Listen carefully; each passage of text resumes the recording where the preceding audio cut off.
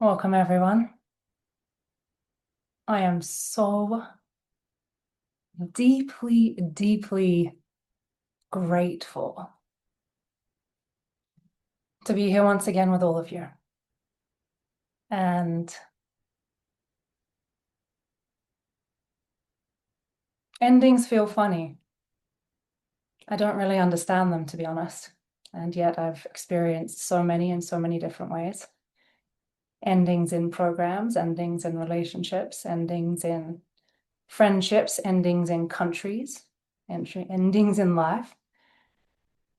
And they're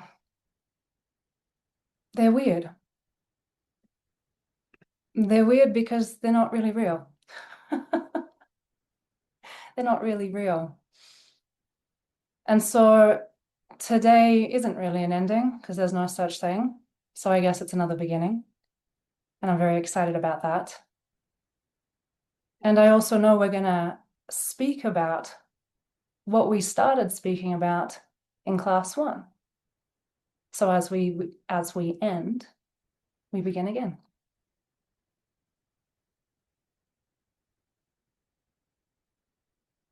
Let's just recap what we've been through together, because it's been a journey. We started off having a look at the idea that we can create through love, as love. And when we create as love, miracles happen. We don't have to push, we don't have to strive. So we looked at the difference between manifestation, creating from the ego, and miracles, allowing love to flow through us and share itself out into the world. We then dove into looking at the split that never happened. We had a look at the idea of separation, where that came from, what it created. But if we trace it all the way back, we can't find the split. We dove into a concept. Well, it's a concept at first, it becomes a lived reality later. The concept is only love is real. We looked at the idea that only love is real.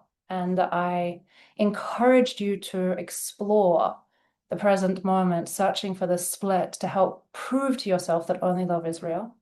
We talked about the fact that there is a part of you that exists in the now, that knows who you are, that you can connect to and communicate with and talk to, whether we call that the teacher of love or the wisdom within you or the Holy Spirit, voice of love, doesn't matter. We then had a look at the fact that this physical world is a mirror of your subconscious mind. We had a look at how we project and interpret projections. We then got deeply into emotions and what they are, where they come from, how to work with them. That led us into a conversation about the body.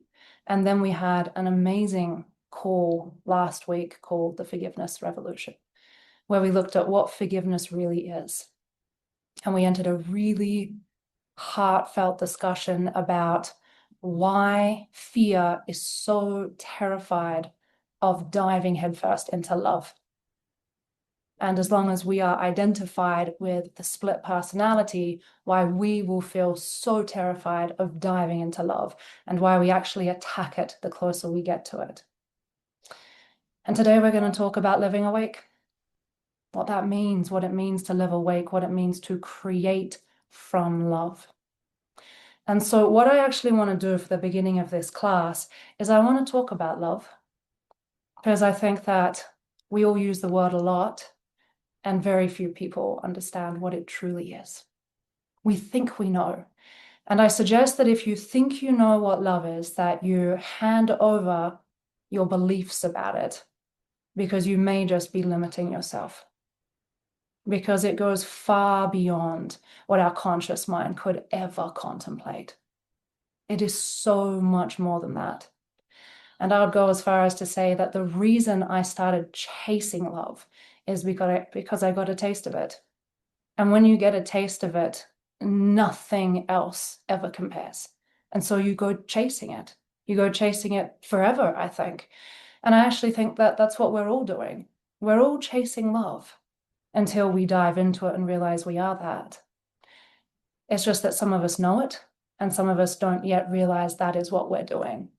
And once you know it, you can just run But until then, you will do all sorts of strange roundabout things to try and get there without realizing that's what you're really doing. So let's talk about love for a moment. One of the things I want all of you to understand is that love goes beyond romantic love. It goes beyond sexuality. It goes beyond even love of a mother for the child. It's so much more. It is not simply a feeling. It's also not only a knowing. In fact, love is when what you know to be true and the feeling of that come together as one. So we could almost say that the final frontier of this journey back to oneness is to finally meet what you know and let it completely merge with the expression and the experience of that. It all becomes one thing. The knowing, the experience, the expression, it all merges as one. Total ending of separation. I'll give you a feeble attempt at what it feels like. So if you want to close your eyes and try and feel this, just a feeble attempt. Ready? It is the feeling and the knowing of being completely seen. Totally known, absolutely wanted, eternally desired, unbelievably peaceful, wholly complete, unendingly worthy, infinitely held, completely safe, eternally timeless, broken open, melted, merged, effortlessly surrendered, deeply relaxed, ecstatically joyful, unendingly grateful, joyously celebrated, eternally home, unboundedly creative, completely absolved, powerfully clear, all at once. All at once. And you know it, and you feel it soberly, completely, as your eternal nature forever. Now just see if you can glimpse that.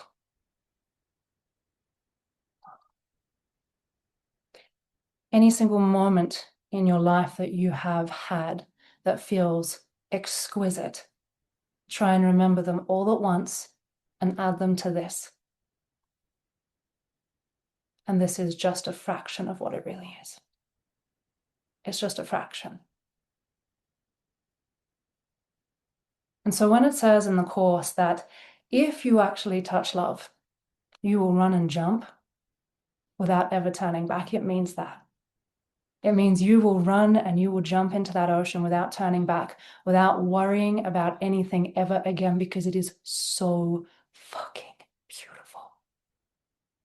It is so beautiful. One of the ways that I personally explain the experience or try to describe it is that when I feel this way, time completely disappears. It doesn't exist. The past is gone. The future is not a thought. It is literally just now. And deeper than that, there is no desire for time to ever return. There is no wanting for that to happen. There is no wanting to go anywhere else. And so it truly is timeless without desire for time to return. And I was thinking about this deeply this morning because a lot of people would say, well, that's nice, but then we have to get back to reality. We have to do things. We've got time commitments.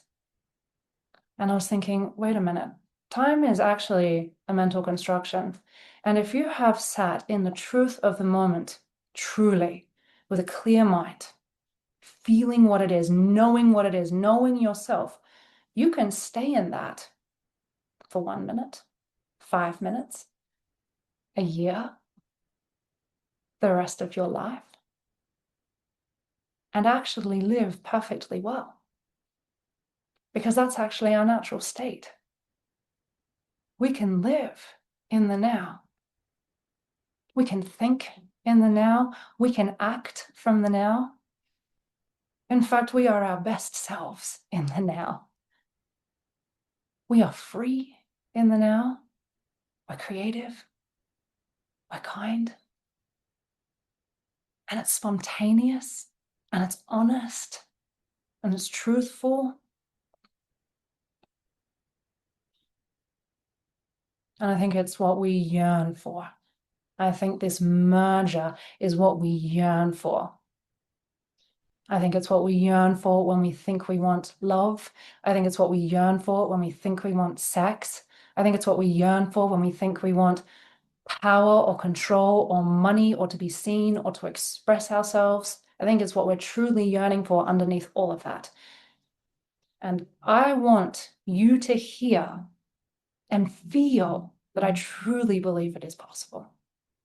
I truly believe it is possible for anybody to go on the journey to remembering this in themselves and living like this for eternity. In fact, we will.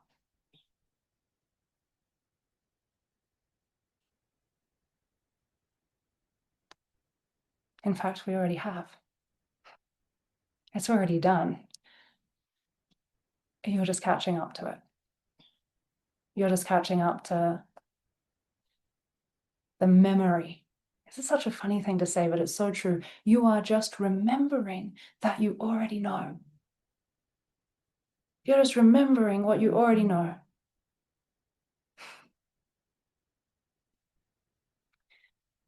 This experience of love that I am talking about is not something that you create.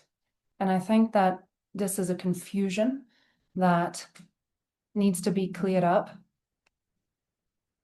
You don't create love. You don't create love. You don't manifest love. You don't use your mind or your willpower or your imagination to create love. Love already exists. You cannot create it in the same way you cannot destroy it. Because love and God are the same thing. You don't create God and you can't destroy it. And so if you think you have to effort, to push, to try to create love, you have misunderstood what it is. And this is why you can't do anything to create love, to be who you are. Can you hear that? You can't do anything. Yesterday, I was having a conversation with a woman and she said, I try to create love all the time. And I said, you can't create love. You create from love. Love is the source. Love is the inspiration. Love is the truth. Love is where creativity comes from. It comes from there. But you want someone who can create love. You can't create it. You can only express it. You can only share it. And that goes for every aspect of love. You can't create the truth. You can't create beauty. This is interesting. Think about it. You can't create it. You are it. You create from it and you express from it. And then you reflect what you already are. You can reflect it to others. And all you can really do is seek to create symbols that attempt to reflect what is already here.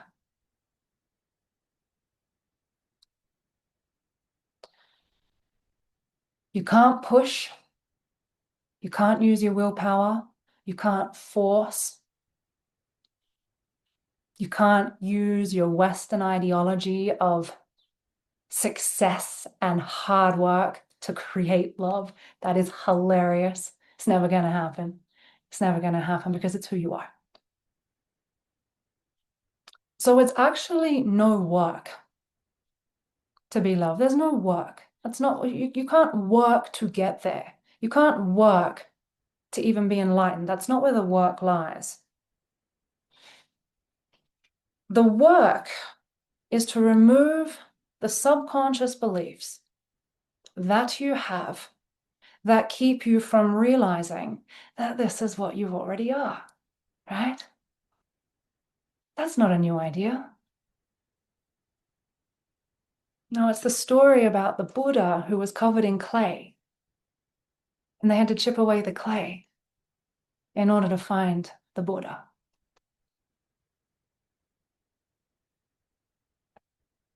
Jesus said, we're all the same. We're all the same thing. It's just that he got to the point where he wasn't anything else other than the love. There was no filters over the top, no filters. And so the only work that we truly have to do is to remove the filters. We have to remove the filters. And then it will reveal itself to us. What will reveal itself to us? The love that we are. It will be revealed to ourselves. We will be revealed to ourselves. And so our work is not to create love. It is simply to remove the psychological and subconscious barriers to believing that that is what we already are. And at its core, it is the belief in separation. We believe that we are separate from this love. And my friends, do not underestimate the power of your mind. Do not underestimate the power of thought. God gave us the capacity to think. That is a lot of power. And so just one belief can set in motion a whole smoke screen that keeps us feeling and believing that we are not that now. The belief of separation, just one belief, created an entire universe. Think about that. One belief. That's how powerful we are. One belief. And the thing about the belief in separation is that when we believed we separated ourselves, it opened up this incredibly interesting, alas chaotic, creative capacity, which was to think an infinite number of other beliefs based in separation. And it's truly limitless how deeply down the rabbit hole we can go of separation. I'm separate, I did something wrong, I'm a failure, I'm going to be in trouble, death, decay. It just goes on and on and on and on. I do these subconscious hypnosis sessions with people where we go exploring their beliefs. And there are just layers and layers and layers and layers and layers of story in everybody's subconscious mind, just all sitting on top of one belief in separation. It is wild. It is wild how creative we are and how that one belief of separation led to an infinite number of creative ideas about who and what we are that are all absolutely ridiculous. Like, absolutely ridiculous. Nonsensical, but that's how powerful we are. And so if you want to live as love, to create from a state of love, please understand that that is some committed subconscious transformation. So a lot of people walk around and like, I want to be my authentic self. Okay. Do you understand what that means? Do you know what it means to be your authentic self? Your authentic self is the creation of God. And to be that, you have to know that you are that. So we're talking about enlightenment. Well, I just want to create from alignment. Do you know what that means? Do you understand what create from alignment means? It means you have to know yourself. So we're talking about enlightenment. People say, oh, I just want to have an honest, loving relationship. Do you know what that means? Do you know what honesty means? It means you have to know who you are. So we're talking about enlightenment. So I think that's actually what we all want. I think we all want to be enlightened. I think we all do. Now, some of us say, oh, no, it's not for me this lifetime. Well, I don't care if it's for you this lifetime or next lifetime or the lifetime after. It's what we all want because it's love. Enlightenment means you remember yourself as love. And so if you're walking around this lifetime being like, oh no, I don't want to be enlightened. I just want to have enough money to have, like a safe experience. No, what you want to feel is safety. Well, guess what? To truly feel safety, you have to know yourself. Enlightenment. I think that's what we all want. I don't think we really can get away from that. I don't think there's like, oh, well, I'm going to pick enlightenment or I'm not. I think we're all trying to get there. I think we're all on the path. I just think some people know it and other people haven't yet caught up to that's what they're doing. That's what they really want, and they're going in a roundabout way. So all we have to really do is we have to clear the subconscious beliefs in separation, and that's the work. That is the work, not creating love, clearing the beliefs of separation. That is the work. Actually, once you are clear and you're sitting in love, boom, it's all just flooding out of you anyway. You don't have to try and motivate yourself. You don't have to find inspiration. It comes. You don't have to go and pay $10,000 to a coach who will help you figure out your inspiration unless they're helping you clear your subconscious beliefs, because it comes, it overflows. Once the cracks in your subconscious armor start to show, the light just starts to push out of it. It just starts to push out of it until you just start cracking in every direction.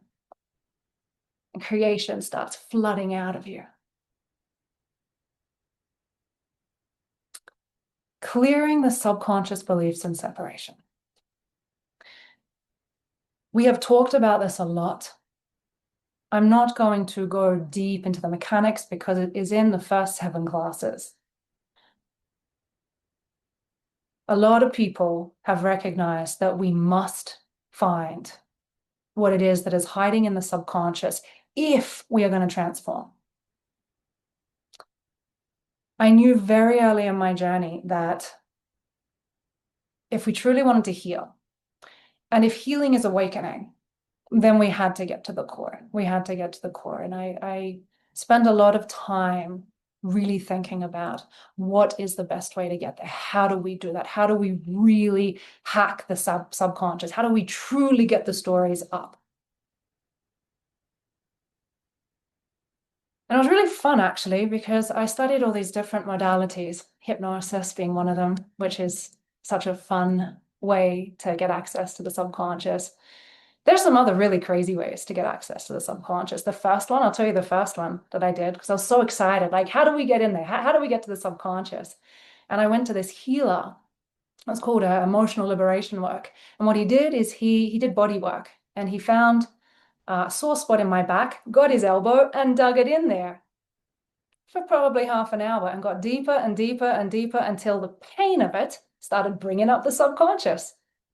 So that's an interesting way to hack the subconscious. We just find the place in the body where it's painful and just go in as hard as we can until you start purging all your stories. And it happens, it works. So I was like, great, this is a good way in. So I did that for a while. Leaves bruises, but somewhat effective. Psychedelics, well, we can get in, but it gets a bit crazy in the psychedelic world, and some people can't navigate it. They don't really understand what they're seeing, but you can get in with psychedelics. Breath work, that's an interesting way in. Movement. Theta healing, that gives you a way in. Body testing. Asking good questions. And then hypnosis. When I learned hypnosis, I was like, this is brilliant. What a way to get into the subconscious. And because I had learned so many modalities, I realized that if we could get in through hypnosis and then ask good questions, we could actually get right down to the core and we could really start to purge up our stories. So what I ended up doing is I created one process called a diagnostic hypnosis process. And for anyone who is a practitioner or for anyone who's actually really interested in getting down to the core of it, what I do is I use hypnosis to get into the subconscious, and then I use specific questions to get all the way down to the core. And we dig and we dig and we dig and we dig. And I literally help people purge up lifetimes of stories. It takes about 3 hours. We end up with pages and pages and pages of story. Some of the people in here have theirs. I utilize parts work. I utilize somatic tracking. I utilize different shadow work and inner child processes to do that. But we truly can get the subconscious right up to the surface. And there's a reason I'm sharing this with you. One, because if you want to come and do the subconscious, well, the diagnostic hypnosis process, I would highly encourage that be your next step. There's a couple of other things you can do, but I highly encourage that you gift yourself that. But the other reason I'm sharing it is because what I have realized through doing this process is that it doesn't have to take so long. It doesn't actually have to take so long to get access to the stories that have been driving your experience for lifetimes. Sometimes I'm in a session and I'm like, oh my God, we are looking at the subconscious story that has dictated this person's health, happiness, relationships, sense of self, ability to express themselves. Everything actually. And I could feel it comes from generations. Like we have the whole delusion in our hands in less than 3 hours. And so we got to find a way to get that up. We got to get it there. It's emotional. I'll tell you that. It's emotional. Not hard once you know what to do, but emotional. Yeah, it's really emotional. The thing about getting into the subconscious is also that when you are in it, when you're in your own subconscious and you're bringing everything up and you're feeling it, it's really hard to get distance from it. And I know that. And part of the stories that come up when we're in the work, if you guys go deeper, you'll recognize this in yourself, are stories like, this is too hard. I can't do it. It's too much. I'm never going to get out of this. I don't have the power. This is never going to end. I don't have the strength. I'm too stupid. It's never worked before. I'm not allowed. I'm meant to feel this way. I should be punished. There's all this story that comes up. And when you're in it and you're bringing it up, because sometimes you can't get distance from it, you actually see the stories that make it hard in your own mind to get to the next step. And this is why we need a guide. This is why we need a guide. And I know that for myself. Because the second you're in the subconscious, it's very alluring. And it's all hooked in together. It is mind that mirrors in the body and the emotions. So when you're actually in the subconscious, you're feeling it. You're feeling it. You're feeling the fear, right? You're feeling the fear. You feel your beliefs. You have all the evidence in your mind of why it's true. And because it is so visceral and so convincing, you truly feel like I'm never going to get out of this. This is the reason why people don't do this work, because when you're there, you're like, this is really hard. It's emotional. You can be sobbing. It feels like heartbreak. It feels like loss. It feels like fear. It doesn't make any sense. But that's the subconscious. That's the subconscious. It's not just story. I think that sometimes people are like, yeah, let's go look at the subconscious. And they're going to look for stories, but they don't yet realize the second they hear and feel the story in their own mind, it's moving through the body. Because the body is the mirror of the mind. And so it's very visceral. Very, very visible, deeply uncomfortable. On top of that, we have all these stories around, I'm not allowed to feel this emotion, I'm not allowed to feel this emotion, I'm not allowed to feel this emotion, I'm not allowed to feel this emotion. So that makes it even harder for some people. And we got to recognize that all of that is part of the ego's game. All of that is part of the ego's game. And it's a playground for the ego. And if we could just get stuck there, then you never have to make it to the love. Fear would be happy with that.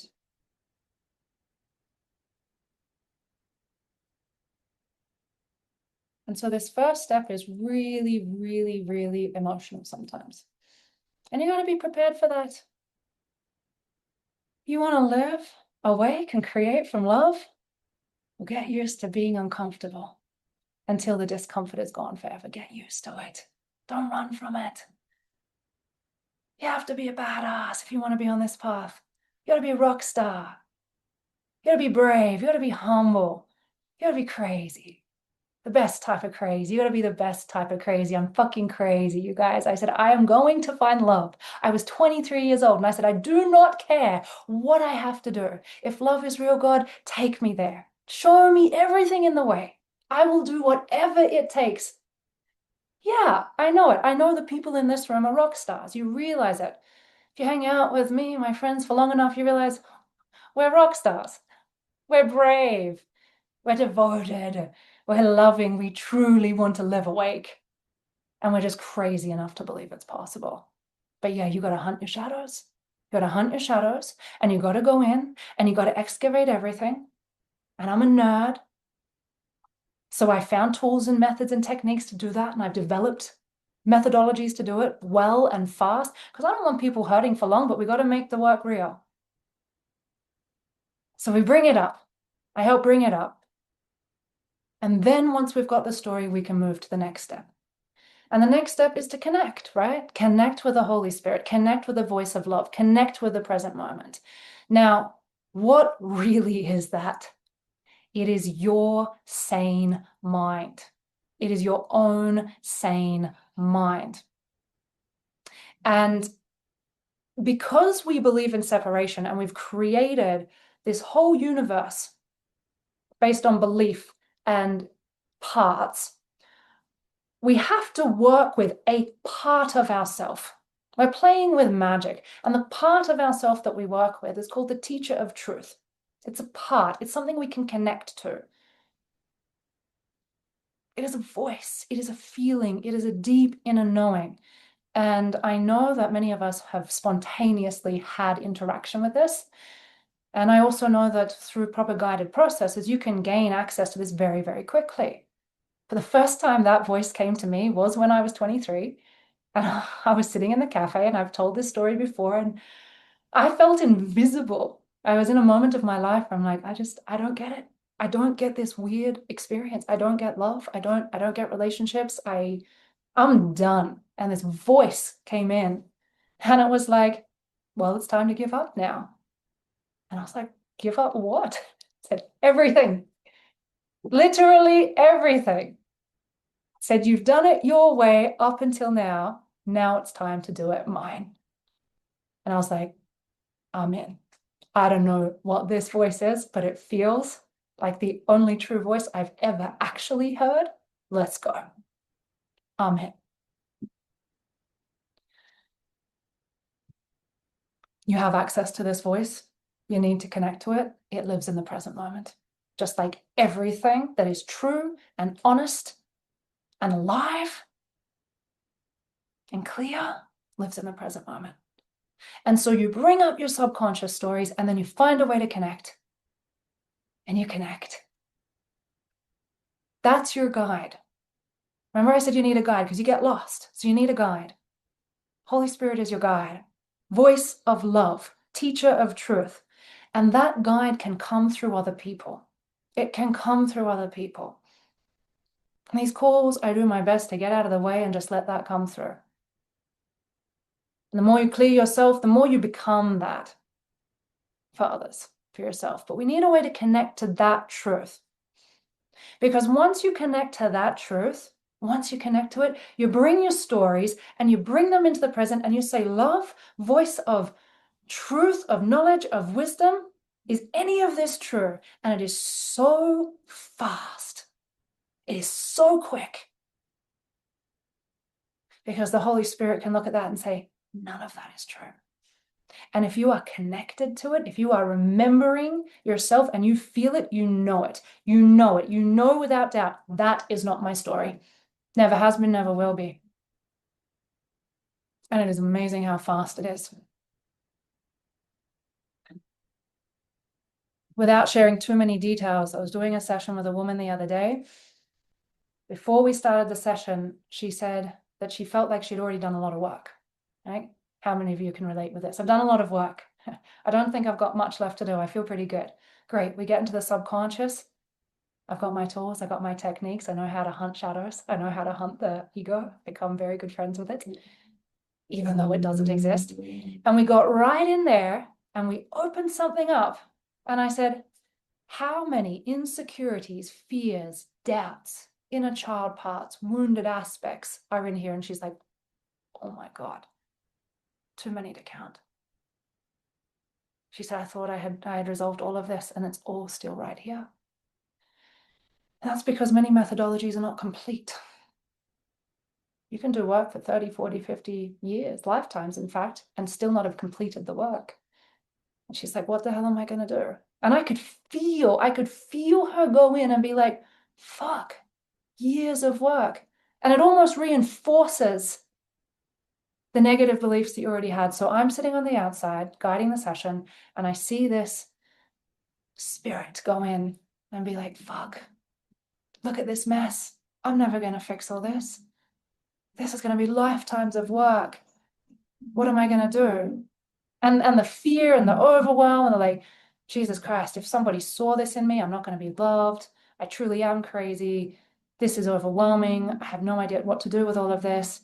That's how we feel when we actually hack the subconscious. And sometimes there's so much in there. There's so much in there.